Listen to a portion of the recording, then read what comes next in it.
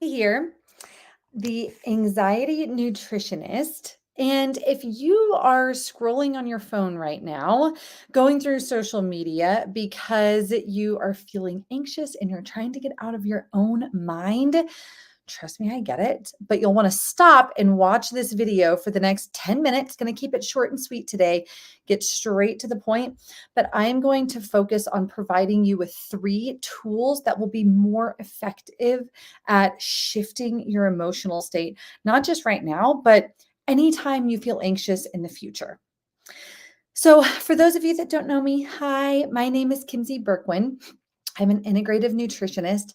And in my practice, my online practice, Progressive Health and Wellness, where I help ambitious, driven, successful men and women who are struggling with their mental health or mental performance by taking a root caused body mind approach to help them feel more grounded and confident in their lives.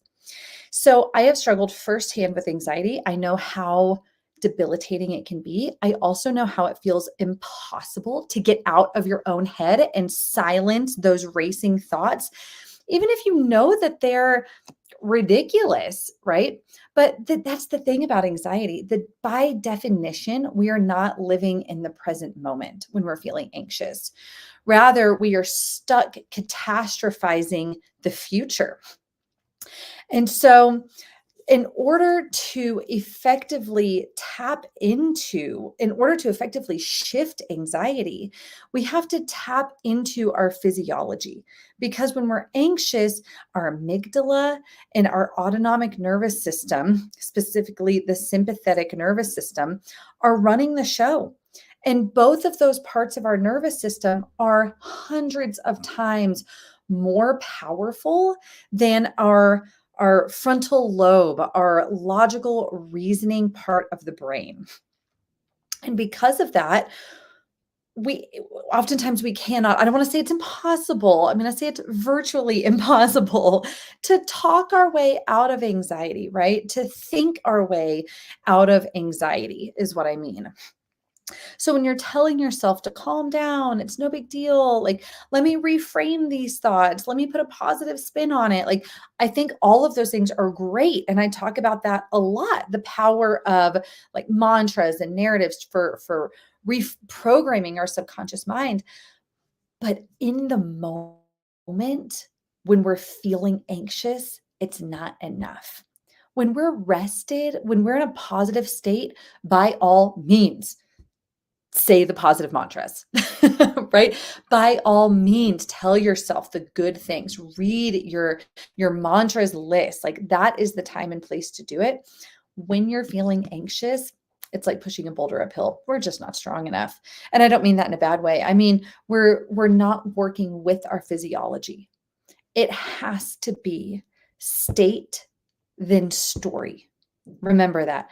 State, then story. We have to change our state before we can effectively and meaningfully change our story. So that's what this talk is about. How do we change our state? And I'm going to give you 3 different ways. These are my favorite ways, not only when I'm personally feeling anxious, when I have in the past, these have been really helpful tools, but these are things that I talk to my clients about all day long. So let's talk about that. First, I want to welcome the people. Hello. Hi, everyone that's hopping on. I'm streaming on Instagram. I'm also in my Facebook group. If you're not in my Facebook group, it's called Holistic Solutions for Mental Health and Wellness. So I invite everyone there to join. And also, if you're with me here live, drop a comment, drop a wave. Let me know that you're here. If you're watching the replay, drop a comment. Drop an emoji that represents what anxiety feels like to you. I've gotten some really interesting emojis when I asked that question before. So drop an emoji that represents what anxiety feels like to you if you're watching with me live or watching the replay. And if any questions come up, or if you want to share your own personal experiences in either of these talks, I say either. If you're on Instagram, if you're on Facebook, if you're on YouTube, then tag me in it. Tag me in it, and I will always be notified, and I will always come back and respond to it. So thanks for being here. Glad that you're here. Okay, so let's talk about 3 ways that are research backed for shifting your nervous system into a more parasympathetic dominant state that is characterized by feeling more balanced and centered and coherent.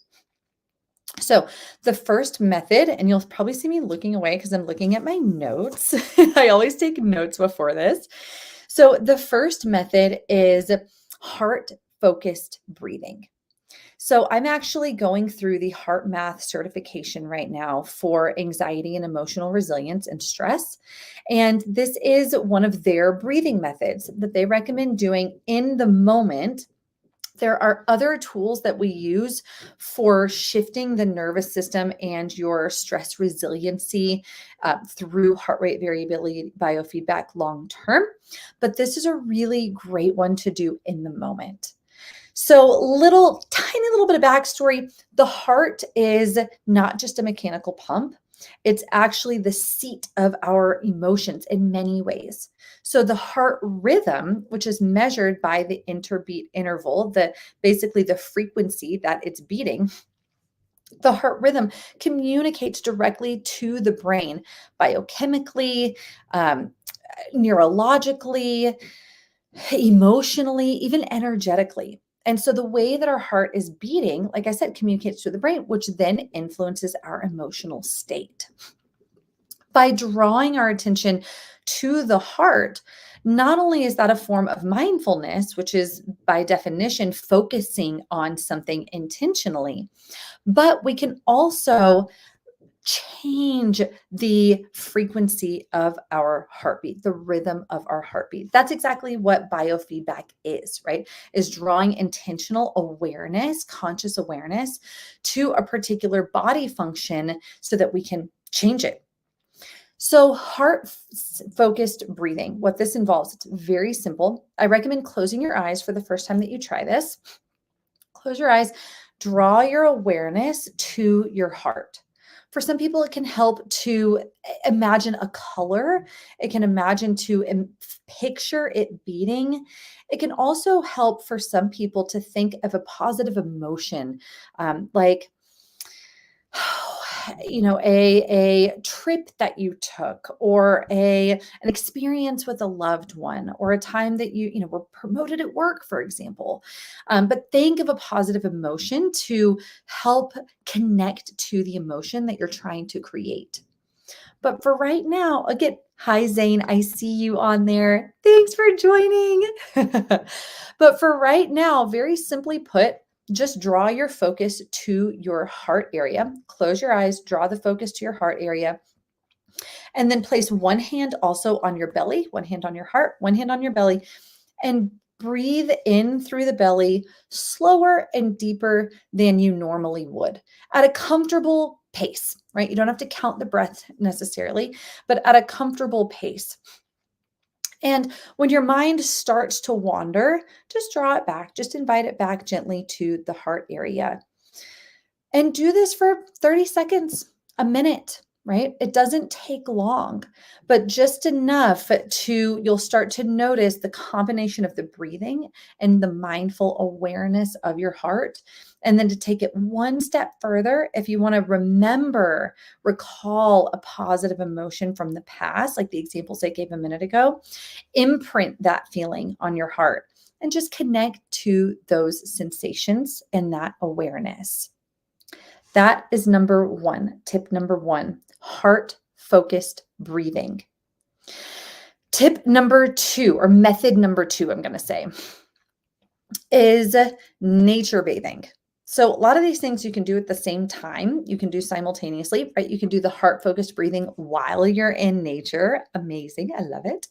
But other times, like, let's be real, we don't have time to even go out in nature, or we need to shift our experience, our emotions with like in a bathroom break at work.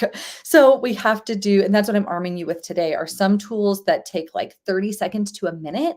And then nature bathing is if you have 5, 10, 15, 60 minutes, right? So, nature bathing, as the name implies, is connecting to nature, getting outside in nature. Yes, if you have access to actual nature, like a park or a trail, or if there's like a pond nearby that you can walk around or go sit in front of, amazing.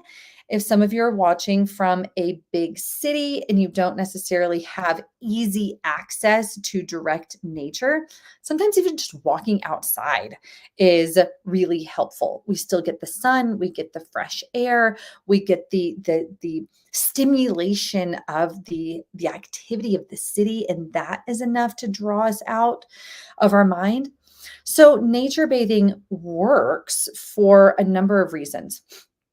One, negative ions are a real thing. So the electromagnetic frequency is different outside than it is inside. This is coming from both the ground up and from the sun down. So that is one reason. Number two is just the experience of being in nature, right? Of seeing the beauty of nature. And that's the other part of nature bathing that I would really encourage. And this will actually draw me in to method number 3 that I'm going to provide, but is this environmental mindfulness. So it's very easy. I've left yoga classes before still anxious, right? So don't judge yourself for this. But it's very easy to go for a walk in nature and still be stuck in your own ruminating thoughts. And so one way that you can get out of that and really connect with nature is start paying attention to individual and specific things that you notice. How many leaves does that tree? How many leaves do you think that tree has? What color is the bark? What is the surface? What is the ground like? Are you walking on dirt? Are you walking on pavement? Are you walking on grass? What is the smell in the air? What's the temperature on your skin? Is there a breeze? If there is, where do you feel it on your skin, right? So connect with specific features that you're seeing and experiencing in nature, ideally taking it in through all 5 senses. What are you seeing? What are you hearing? What are you smelling? What are you feeling? What are you tasting? So, again, this can be a quick, like 5-minute walk. If you've got a 60-minute time slot, like awesome, go for a walk on your lunch break. But again, outside in nature, and then use all 5 of your senses while you are outside in nature to help actually get out of your mind. But just the presence of being outside in nature helps too. Okay, and method number 3 is environmental mindfulness. So, like I said before, by definition, with anxiety, when we're feeling anxious, we are not in the present moment. We are robbed of the present moment.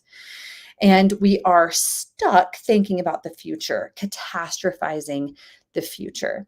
So, reconnecting to the present moment can help remind us that that future has not happened and it is not guaranteed, and that it's really a figment of our own minds. But again, if we tell ourselves that, it's not, our logical mind is not strong enough to override that. So rather, we're going again through this method, environmental mindfulness, we are again going to tap into our 5 senses. And you're probably starting to notice a theme that with these 3 methods, we want to get out of our mind and into our body, into the world that is around us, right? Those are 2 powerful ways to shift our state. So with the environmental mindfulness method, there's a few different ways that you can do this. You can use all 5 senses and just tune in to your environment. So right now, like, what are 3 colors that you see? Or what are 3 items that you see? Or look for 3 things that are the color blue, for example. Then we move into feeling. What are we feeling? How does our clothing feel on our skin? What temperature is the air? What does the ground feel like beneath our feet? What are we tasting, right? Maybe we're eating, or maybe we're chewing gum, or maybe we just draw awareness to what our tongue feels like in our mouth, or what our jaw feels like. Are we clenching? Are we relaxed, right? Just draw awareness to that area. What are we smelling? Are there, again, what does the environment around us smell? So use the five senses, in other words, to become ever present in your immediate environment. And do this more than once, right? Go through all five of the senses and then do it again. But the beauty of this is you can make it as long as you want. So you can make it, a few seconds or a few minutes, depending on the time that you have. So, and then lastly, remember that you can couple all three of these methods together, which is really, really helpful. So that is what I've got for you today. Those are my three methods today that I'm going to share. And this is, again, specifically if you're feeling anxious in the moment, like right now. If you're, like I said at the very beginning of this, if you're scrolling and feeling anxious in the moment, stop and try these things. This is for acute anxiety, situational anxiety that happens to so many of us despite our best efforts. Couple things that are important to remember. One, notice I didn't say anything about changing your thoughts. I didn't say anything about mantras. I didn't say anything about narratives or reframing negative thoughts, because who remembers, wants to comment, or when we're feeling anxious, when we're in the heat of the moment, our nervous system, our sympathetic nervous system, our amygdala they are running the show, and they are far more powerful than our cortex, our frontal lobe, our logical reasoning part of the brain. You will not think your way out of anxiety. You just won't. It's just not strong enough. So like literally the computing power, we're talking about like millions of neurons versus like 40,000, I think it is. So we have to tap into our body. Just remember, tell yourself, state, then story, state, then story. When you change your state first, your story will change. But if you try changing your story, this isn't a big deal. Calm down. Oh, I'm sure it's all going to work out. Like if you try changing your you've tried changing your story first, the second you stop telling yourself that story, you're going to go right back into the same narrative that you were telling yourself before, because your nervous system, your subconscious mind is running the show. Okay. So state, then story. And then number two, get out of your mind, get into your body. Remember that, to get out of your mind, get into your body. And I gave you three ways that you can do that. Heart-focused breathing, environmental mindfulness, nature bathing. There's many other ways: dancing, exercise, cold plunges, hot showers, hugging someone. There's many other ways that you can do that. But just think to yourself, if you're stuck in your mind and you're trying to tell yourself to calm down, just let that shit go and go do some push-ups, go outside and start paying attention to certain things in your environment, specific things in your environment. Start breathing at a slower pace, at a deeper pace. That is how you'll shift in order to actually change your story next. Okay, everyone. Now, this is for situational anxiety largely. If you're stuck with feeling anxious often, it will work again in the moment. However, I do want to say situational anxiety is normal, right? It's a normal part of being alive. If you're about to give a presentation, if you're about to have a difficult conversation with a loved one or a coworker, if you are stuck in traffic and you're going to be late for a big meeting, right? Or like to pick up your kid from school, like situations arise that make us feel anxious. And that's just an emotional response to life.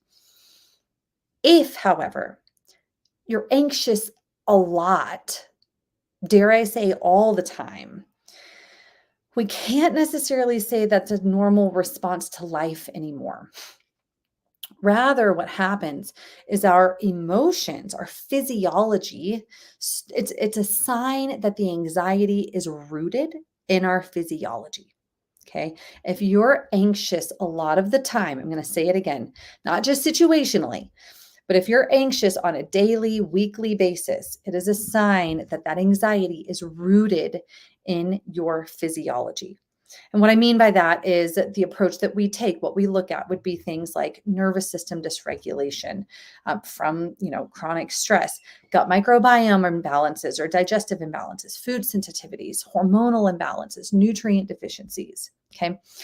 In that case, our emotions, our physiology is manifesting anxiety, and that becomes the lens that we see the world through. It's not that the world is making us anxious, the world being like our experiences, but rather our body is making us anxious. And that's then how we see and perceive the world. So, tools like this to manage the anxiety in the moment are helpful. But for chronic anxiety, it's going to require more. That's where we take a much more holistic approach, right? We lay the foundation with things like nutrition and nervous system regulation, movement, sleep. We often look at gut health if warranted. We look at hormone balance. We look at nutrient density. We look at toxic exposure. Like mine is, I really, really, really encourage you to pursue other options and all with the understanding that you feel that way. You don't have to wake up feeling anxious. You don't have to spend your day filled with worry, right? You don't have to try to shift yourself out of that state when that state is practically your normal. There is a better way, but it is more involved than just managing the anxiety in the moment. And we have to look at the body in that case and look at your physiology. But when we do, and I tell you, I can see results in clients within like 3, 4, 6 weeks. And then we just keep building upon that. But it can be fast when we hit the right nails on the head. And that is what I want to leave you with. If you're struggling with anxiety on a regular basis and it's really starting to affect how you show up in your career, with your family, with your loved ones, in your personal life, you do not have to struggle. There is a better way, and we can create a path to help you feel more balanced and calm and confident in your daily life. So, if you're ready to explore what that looks like for you personally, schedule a free 15-minute discovery call with me. Drop a comment here, tag me in it, be like, yo, I want to set up the call. Shoot me a message if you want to talk more about it privately, or you can go to my website, progressivehealthandwellness.com. My website, my 15-minute discovery call, link to my calendar is like all over the place. On Instagram, it's in my bio. On Facebook, it's in my bio. In my Facebook group, holistic solutions for mental health and wellness, it's tagged in the welcome post. Or just type in the URL, progressivehealthandwellness.com. You'll see the pink button right there. So let's talk more though to see, first of all, if we're a good fit to work with each other. No worries if not. And then secondly, what that path would look like for you. All right, everyone. Hope this was helpful. Enjoy the rest of your day. Hopefully anxiety-free or less anxious at the very least. And go try some of that breath work and environmental mindfulness and go for a walk outside if you can. All right. Talk to you soon.